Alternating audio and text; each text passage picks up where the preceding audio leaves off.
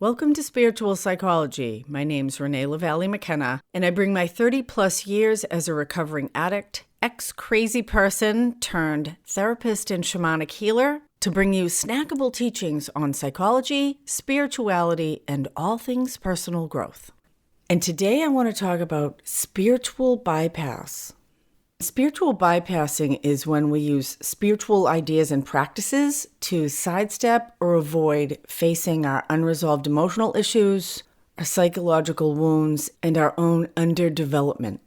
John Welwood, a Buddhist teacher and psychotherapist, coined the term spiritual bypass in the 80s. And it really points to the shadow side of spirituality, consciousness work, and personal growth work in general.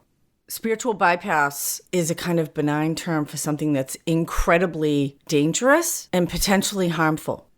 Spiritual bypass is responsible for the horrific sexual abuse scandals in the Catholic Church and lots of other spiritual and religious communities. I've had my own experience with spiritual bypass, both as a victim of it and as a perpetrator, and I'll talk about those a little later. A friend sent me a YouTube this week on 3D versus 5D consciousness. That sparked me going into kind of a rant about duality and non-duality and the idea that we have bodies for a reason. I'm all about the evolution of consciousness. And I'm pretty thrilled at the plethora of brilliant, creative, energetic, visionary people actually intentioning the same thing. I feel like there is a wave of conscious evolution happening and lots of people are surfing that wave. And I think it's part of our natural development as a species, and I'm actually quite hopeful. That said, it is my experience that there is no magic bullet, that evolution, like any growth process, is a process. Now, I've had profound spiritual experiences and awakenings in my life that have shifted the direction of my entire way of being more than once. The first was when I was 23 and I stopped using drugs and alcohol. I know about searching for the magic bullet. Straight vodka, lots of Coke, that's a magic bullet. Hits of blotter acid, magic bullet. Snorting tons of crystal meth, magic bullet. Getting clean was a grace of God, profound experience. I look at it now and it was almost a white light experience, although it didn't feel very white or light at the time. My spiritual path has absolutely been the educational variety, and I really value that because my roots are deep, my branches are wide, and my trunk is strong. If you want water, you do better to dig one well 60 feet deep than 10 wells 6 feet each. And one of the dangers of the proliferation of spiritual practice and personal growth information that's out there is that we can easily jump from practice to practice as soon as things get hard. And there's a natural human tendency to avoid what's difficult and uncomfortable. And we can easily justify our own discomfort as our instincts telling us, oh, we need to do something else. When my Buddhist meditation practice brings me against my own ego or my own woundedness, maybe it's time to try shamanism or yoga nidra. Now, I'm not saying there is not a valid time to move from practice to practice or from teacher to teacher, but we need to be very careful about what our motives are and be really honest with ourselves. Now, the good news is we get lots of opportunities over and over again to confront our shadow, to work with our underdeveloped or unresolved emotional issues. The more conscious we are of them, the more we can own them internally and move through them, which requires work and effort. The more unconscious we are about our shadow, the more it will show up externally as circumstances that often repeat themselves. And when we disown the wounded, neglected, or underdeveloped parts of ourselves, we project them onto others, or they can cause us to perpetrate harm. Because the truth always comes out, and it either comes out straight, or it comes out sideways. And so if you have a homosexual priest who's completely in denial about his own sexuality because it's culturally unacceptable, and he chooses a celibate lifestyle as a way to avoid or suppress that, all that unresolved emotional and sexual energy can wreak havoc on the young boys in that priest's parish. And then there's an institution, in this case, the Catholic Church, although it can exist in many institutions. The institution has its own institutional spiritual bypassing, a disowning of its shadow, which allows this unconscious or even intentional negativity to fester and proliferate. And because the macro is a reflection of the micro, I believe the best thing we can do is our own personal growth work.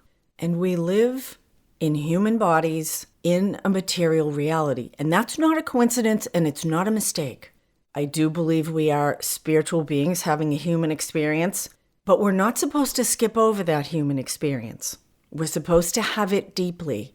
And this 3D, 5D idea that 3D is the material world, 4D is the dimension of time from a physics standpoint, and 5D is an experience of unified reality. It's a higher level of consciousness. And do I believe that as a species, we are evolving toward higher levels of consciousness and complexity? Absolutely. The physical realm we live in has been growing in complexity and diversity since life began on Earth. And from what the physicists tell us, the universe continues to expand. It is obvious in my lifetime, having lived as an adult pre-internet, that there is a quickening and a speeding up happening. And I think that's part of the wave of this evolution of consciousness movement. I follow many teachers in the duality, non-duality circle, which is another way to talk about 3D and 5D. Duality being this plane that we live in, where we have day and night, men and women, love and hate, the yin-yang symbol of opposites.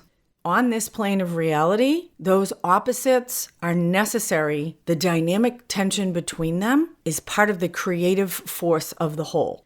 Much of my spiritual practice in shamanism, hypnotherapy, Buddhist philosophy, mystical Christianity is about accessing unified consciousness, the larger consciousness system, also known as God. And I think our work as humans, and certainly the work of spiritual practice and ritual, is to bring that higher consciousness into the material plane. And in order to bring it, we need to connect with it. Meditation, prayer, shamanic journey, mindfulness practice, all connect us with this ultimate reality that we are connected on the deepest levels, that our experience of fear and separation is an illusion, that even death is an illusion when approached from a particular perspective. But we do die. Our bodies die. Everything is impermanent on the material plane. Now, there's a philosophical debate to be had about whether that impermanence exists in the non-physical, non-dual reality as well. I actually think that God is evolving too, that it's all a verb, but I probably have to wait until I croak to figure that out. And I might need another 2,000 or 3,000 lifetimes. Who knows how it all plays out. But the dynamic tension of being a human is to seek our own evolution, to experience the 5D, fifth dimension of non-duality, of ultimate reality, and keep our feet firmly on the ground at the same time. That as long as I have a body, I have work to do. I came here with a lot of bags, and I'm still unpacking. And I don't actually see an end in sight, because new things continue to arise as my human experience continues. As I age, as my body changes, I will sicken and die, unless I have a motorcycle crash. Relationships will end. New ones will start. I'll have sexual issues, financial challenges, and these things will happen also to the people around me. I'm a firm believer in flying your kite of your authentic self as high as you can, but you better have your feet firmly planted on the earth or tied to a rock, and make sure the kite string is strong, or it could break or get ripped out of your hands and crash and hit someone else in the head, or smash completely. So there was a period of time early in my obsession with personal growth work when I was compulsively seeking the relief of my own existential angst. and I had just started helping a lot of other people. I discovered the joy of selfless service and the relief it brought me. And so being a compulsive person, I started to spend most of my spare time helping others. My first experience with spiritual bypass. People would ask, "How you doing, Renee?" "I'm great. How are you? Let me hear about you. I'm going to be selfless." My intention was good, but I was immature, ignorant. I hadn't yet learned that as long as we're here, I will always have a shadow, which for me is the danger of this wave of enlightenment. When anybody tells me they're enlightened, a little danger sign pops on. Self-assessing as enlightened feels very much like giving myself the humility award, taking pride in being the humblest. Now, I'm not saying people aren't enlightened. I don't even know what that means because I ain't there yet. I have sat in the presence of some amazing spiritual teachers, and my experience of them is that they were still human. And we are not supposed to transcend that. We're supposed to surrender to it, subject ourselves fully and deeply to it, and reap what it has to teach us. And there's a teaching in our humanity until our very last breath, if we live deeply. And spiritual bypass is attempting to just get the light without the shadow. And on this plane of reality, all light casts a shadow. There's a great book about this by the late Debbie Ford called The Dark Side of the Light Chasers. Brilliant woman. In fact, she went to the same graduate school as me, John F. Kennedy University. And she died of cancer in her 40s. There's a lesson in non-duality. So on the other side of that period of intense selfless service, my own seeking the magic bullet of higher consciousness to avoid my own suffering, I had one of the biggest crash and burns of my life. I was engaged to this guy, and I was actually kind of unhappy in the relationship, but I was in denial about it because everything looked good from the outside. And I was doing all this service, but I wasn't actually looking at myself. In fact, I convinced myself that my own unhappiness was the result of some internal dysfunction and that I just needed to do more service to others. And I had an opportunity to take a trip to Eastern Europe. And this was in the early 90s, right at the cusp of the revolution that dissolved the Soviet Union. And I met a pair of brothers who were in the Russian mafia. Fabulously exciting and interesting bad boys, some of my favorite kind. And I had an affair with one of them. And it blew my mind in all my enlightenment that I be fucking the married Russian mafia guy on a cruise ship on the Volga River. It was a lot of fun, I'm going to tell you, but it blasted my life apart when I returned. And my life needed blasted apart. I had been in denial about how unhappy I was in that relationship and the trajectory of my life. I had gone too far into the light, and my own shadow grabbed me back. It took me a while to digest that experience because I almost felt like it happened to me. And it points back to the yin-yang symbol, which is a circle, half dark, half light. And the dark has a light spot in it, and the light has a dark spot in it. And that is the creative, dynamic tension of the middle world, of the physical plane, of our human experience. There's always both. And when we seek only to have light, we're denying a major part of our own reality that's here for a purpose. And it's a tremendous teacher. So a lot of my work post-Russian affair has been to integrate and make room for all of me, like the Catholic priest who needs to make room for his own healthy sexuality so that it doesn't come up in a destructive way. Exploding my life with that unexpected affair caused a lot of harm. It caused harm to the people I was a spiritual advisor for, kicked me right off their pedestal. It certainly hurt the guy that I was engaged to, because that's not a nice way to end a relationship.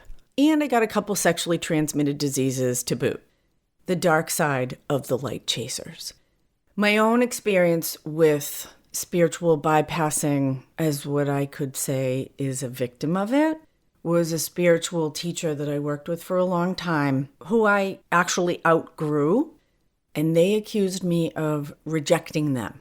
as if that was a negative thing. And because I had subjected myself to them too much, their own shadow attachment to me had me looking at my own natural desire to move away as if it was harmful and pathological. And a really toxic dynamic developed between us. And I realized that I had elevated that teacher too much.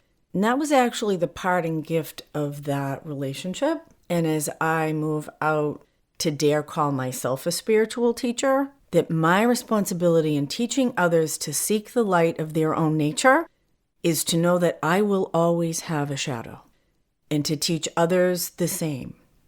You will always have a shadow as long as you have a body. And anyone tells you they're 100% in the light, back away slowly, facing them, because it's a lie.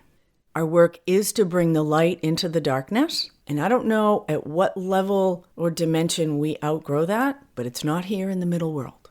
And the more we can own and be with that truth and deeply embed ourselves in our physical experience, grounding ourselves in the earth while we reach to the heavens, I think the more we get out of the whole experience and the more developed our evolution is.